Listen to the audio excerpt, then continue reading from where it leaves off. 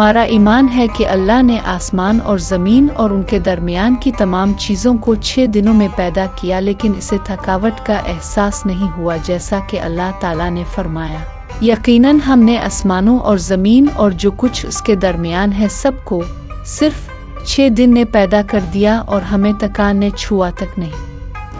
काफ 38। और फरमाया, क्या काफिर लोगों ने ये नहीं देखा कि आसमान और ज़मीन बाहम मिले जले थे, फिर हमने उन्हें जुदा कर दिया और उसने ज़मीन ने इसके ऊपर से पहाड़ गाड़ दिए और इसमें बरकत रख दी और इसमें रहने वालों की ग़िज़ाओं की तजवीज़ भी इसी में कर दी, सिर्फ 4 दिन में ज़रूरतमंदों के लिए यकसा तौर पर 10। ثم استوى إلى السماء وهي دخان فقال لها وللأرض ائتيا طوعا أو كرها قالتا أتينا طائعين।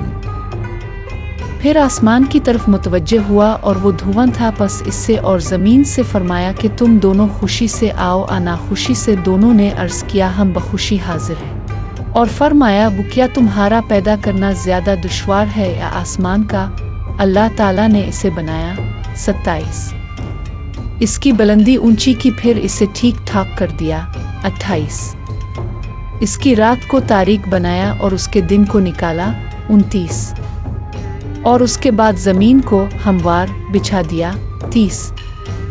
इसमें से पानी और चारा निकाला। 31। और पहाड़ों को मजबूत गाड़ दिया। 32। ये सब तुम्हारे और तुम्हारे जानवरों के फायदे के लिए हैं। 33। सूरह अल-लाज़ोअत 27-33।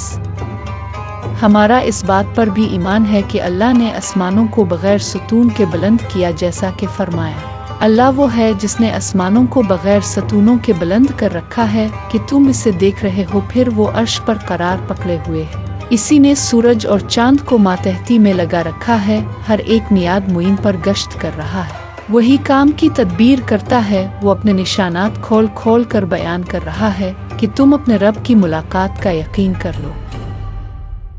हमारा इस बात पर भी ईमान है कि अल्लाह ताला ने आसमान और ज़मीन को रोक रखा है, जैसा कि फरमाया, إن الله يمسك السماوات والأرض إن تزولا ولئن زالتا إن أمسكهما من أحد من بعده إنه كان حليما غفورا। यकीनी बात है कि अल्लाह ताला आसमानों और ज़मीन को थामे हुए है कि वो टल ना जाएं, और अगर टल जाएं तो फिर अल्लाह के सिवा और कोई उनको थाम भी नहीं सकता। वो हलीम गफूर है। सूरह फातिर 41।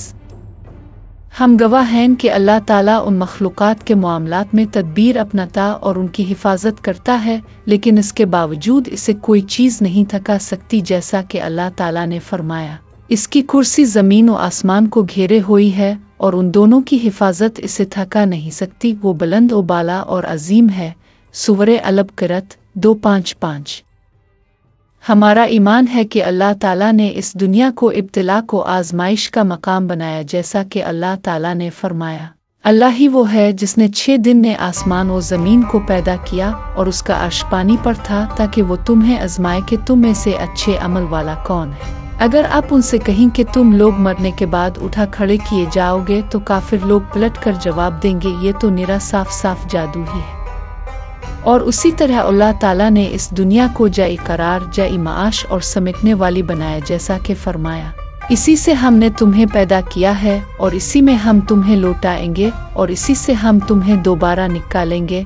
सूरह ताहा 55। हमारा ईमान है कि ये अजीम कायत अल्लाह रब्बुल आलमीन की बुजुर्गी बयान करती है, जैसा कि अल्लाह ताला फरमाता है, सातों आसमान और ज़मीन और जो भी उनमें है इसी की तस्बीह कर रहे हैं। ऐसी कोई चीज़ नहीं जो इसे पाकीज़गी और तारीफ़ के साथ याद ना करती हो। हाँ, ये सही है कि तुम उसकी तस्बीह समझ नहीं सकते, वो बड़ा बुर्दबार और बख्शने वाला है। सूरह अल-इसरा 44।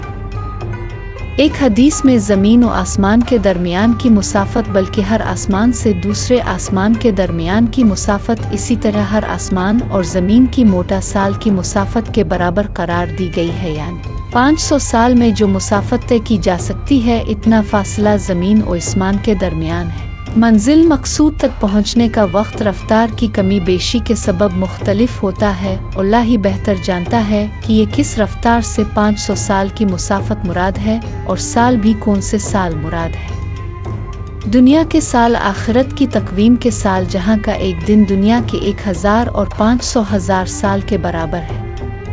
اس حیرت انگیز کائنات کے خالق کو چھوڑ کر کسی اور کے آگے جبین نیاز خم کرنا کتنی بڑی جہالت اور گمراہی ہے۔